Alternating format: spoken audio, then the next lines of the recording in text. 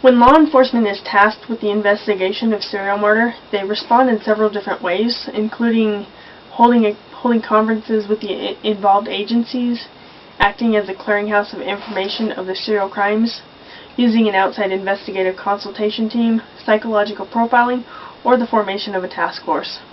There are many other responses by law enforcement that are sometimes used, if less frequently, but I will be focusing on task forces as an investigative technique. Task forces have been one of the most traditional methods in responding to a multi-jurisdictional criminal investigation. This allows the various police departments to unite and form a single investigative unit that has a central headquarters. The task force also allows the massive amount of information to be organized and shared with the various agencies involved. The task force is only as effective as the organization and information retrieval systems in use, but if there is a definite command structure and well-defined rules of procedure, they can eliminate duplicate efforts and ensure evidence is handled properly. So in 1986, the National Institute of Justice gave a grant to Sam Houston State University. The result of that came in March of 1988 with the publication of the Multi-Agency Investigative Team Manual by Pierce Brooks, Michael Devine, Terrence Green, Barbara Hart, and Merlin Moore. Their approach to task forces in a serial murder investigation involved identifying other cases linked to the series and then meeting with representatives of the agencies from other jurisdictions to compare the details. In preliminary meetings, the various agencies should then develop an MAIT plan that corresponds to their specific circumstances of their case and the agencies and jurisdictions that are involved. The functions of command, supervisory support, and interagency coordination needs to be established along with the identification of specific members of the MAIT team, task force management, information management system, media relations, budget, logistic, and the use of VICAP.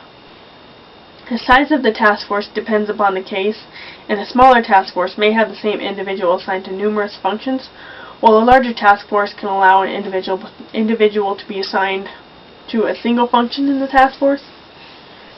The personnel chosen to be on the MAIT should have a commitment to teamwork and individual experience, as many of the key positions do require a well-trained investigator who is experienced in homicide investigation. So key positions to the MAIT include a department head who has the final responsibility for MAIT decisions and liaison with the other agency heads in the MAIT. They are responsible for protection of the public, budget considerations, and personnel, resources, and limitations. The MAIT Task Force Commander is the Chief Administrator and he's the Director of the Task Force, who's responsible for administration and coordination of the investigative support, case review, and analysis functions, budget preparation and administration, and is the liaison to the Chief of Police or Sheriff, VICAP if involved, and any other non-task force agencies and officials. The Operations Commander is in charge of managing and overseeing the investigative operations of the task force and maintaining a liaison with other unit commanders. The lead investigator directs and coordinates the case investigation by supervising the investigative teams, crime scene technicians, and special operations teams, along with assisting the prosecutor in case preparation. A support unit commander directs and coordinates the task force support functions, including information management, evidence coordination, lab and other specialist coordination, facility and equipment, budget and audit and volunteer coordination. The case review coordinator reviews and analyzes all the information pertaining to the suspects, victims, witnesses, and the relevant physical evidence to search for previously unconnected leads or a change in the suspect's method of operation. They then provide the feedback to the investigators regarding this analysis and of any necessary re-examination and investigative follow-up. They also coordinate that investigative follow-up, monitor the progress of all re-examinations, and supervise tracking of case progress, and they eventually provide a case review and critique. An MAIT may also need to include specialists, medical examiners, forensic psychiatrists or psychologists, criminal personality profilers, criminalists or crime lab specialists, and the prosecutor. Some were disappointed with the multi-agency investigative team manual. That's because it took a traditional approach to organization and management.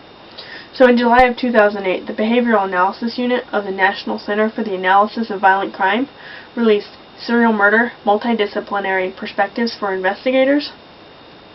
Their approach is to designate a lead agency to assume the primary investigative role based on the number and viability of cases, available resources, and investigative experience.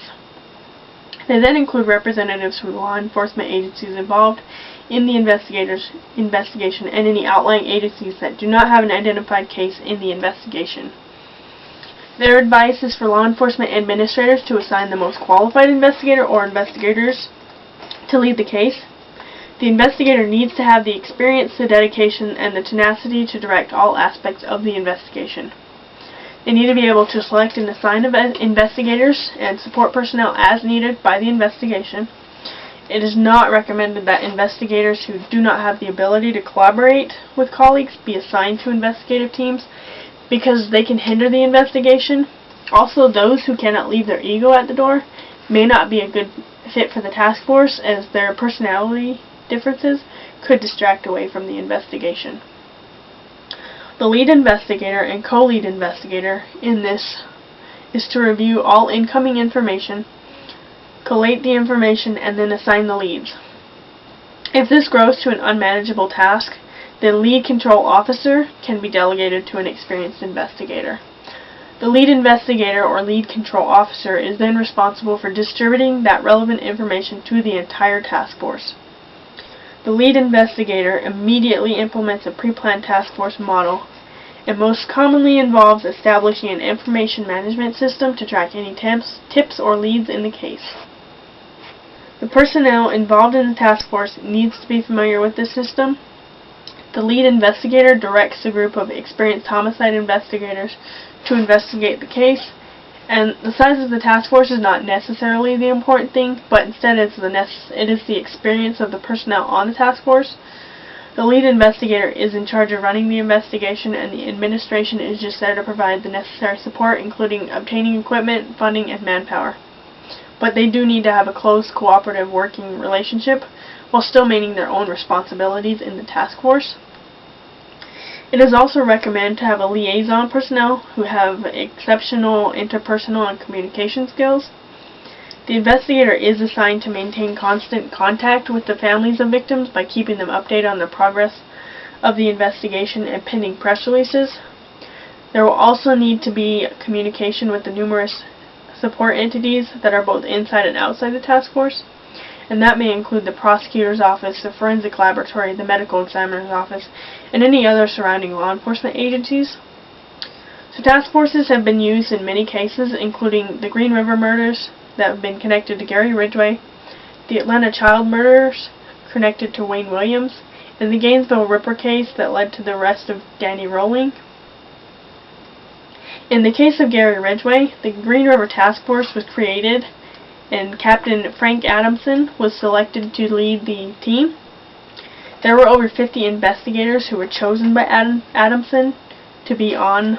They were the best officers in King County Police, and there were complaints from commanders that Adamson had basically raided their units, and that the officers not chosen felt left out and resented the task force.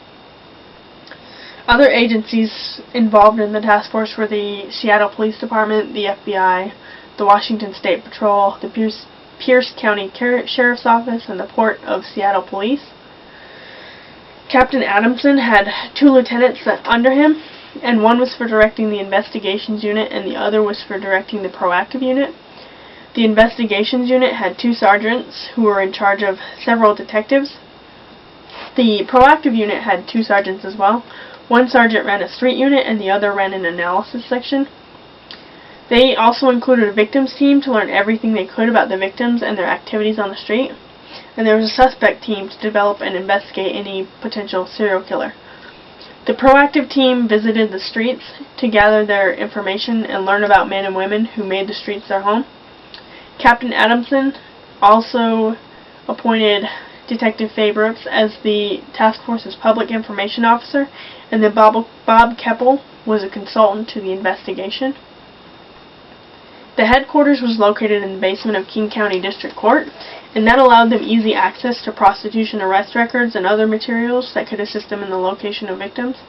It also put them close to the prostitution strip so they could go easily out and check the investigative leads. It required the King County Police to vacate this location, as it was previously their South County precinct. So when the task force began infiltrating the strip, the vice officers were told to move out of the area, because the task force's strategy at the time was to befriend the prostitutes in order to gain intelligence rather than to antagonize them. Both of these moves added more resentment towards the task force. Potential witnesses and victims were identified by a missing persons team, and they had been searching through thousands of missing persons reports, hundreds of prostitution arrests, and dozens of failure to appear warrants. The proactive team interviewed women arrested for prostitution in order to develop a list of suspects that they divided into A, B, and C suspects. The A suspects were the ones who were most likely to kill, with a strong connection to the strip and the prostitutes. In the first year of operation, 14 women were found dead in rural areas.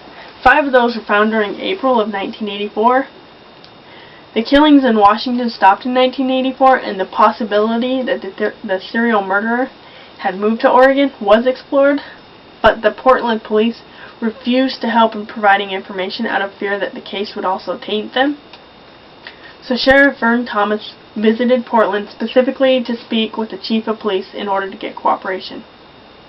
The FBI decided it had the jurisdiction after the identification of skeletal remains of numerous victims that were suspected to be connected to the Green River Killer were found in Portland during the summer of 1985. One of those victims in particular was suspected to have been taken across state lines, and this was the move that allowed the FBI to come in. The FBI coming in was resented by the King County Police. The King County Executive Randy Revelle had supported Green River Task Force, but he lost the election at the end of 1985. The new King County Executive Tim Hill and Sheriff Thomas did not get along, and Hill reduced the task force further. He dismantled the It was further dismantled after the task force focused on Ernest McLean, and that was based on the FBI's conclusions from their profile. They then used a psychological ploy on McLean to get him to confess. Hill saw the task force as a political liability at this point, so in the spring of 1986 they were moved to a vacant junior high school and 3 positions were cut. Adamson ended up being promoted to a major as a new precinct chief, and the new commander of the task force became King County Police Captain James Pompey. King County Police Detective Matt Haney began examining Gary Ridgway, who had been placed on the inactive suspects list. Shortly after, Captain Pompey died, and he was replaced by the King County Police Captain Greg Boyle. Boyle left his decision-making to his lieutenants. Sheriff Thomas resigned, and a new task force commander, King County Police Captain Bob Evans, was appointed when James Montgomery became sheriff in the summer of 1988. Captain Evans moved the task force to the 12th floor of the King County Courthouse, and investigators were cut from the task force, and the FBI, Seattle Police Department, and the Port of Seattle Police withdrew from the team. After a media show was created by the task force and Crime Stoppers to gain investigative tips, the task force decided to focus on William Stevens, and after searching his home in July of 1989, he was found to not be the Green River Killer either. This caused a rift between the news media and law enforcement, as the task force had kept the media so out of the loop that they didn't even know which detectives were on the task force. Brooks actually even had nightmares that the reporters were going to attack her because she was so good at withholding the information. At the end of 1989, the task force no longer existed, and Detective Tom Jensen was in charge of the case. As more women were abducted, killed, and left in wooded areas, a small group of detectives was quietly gathered to determine if it was the Green River Killer or someone else, but they were called not a task force, so that the detectives felt they could tell media that there was no task force in operation. Finally, in early 2001, Sheriff David Reichart gathered 25 detectives once involved in the investigation to get ideas on how to solve the case. and eventually through the use of DNA, they were able to link Ridgway to the murders, observe him for 2 weeks, and then arrest him on a 4-page probable cause statement. So my question to all of you is, how might you go about forming a task force in order to investigate a case of serial murder?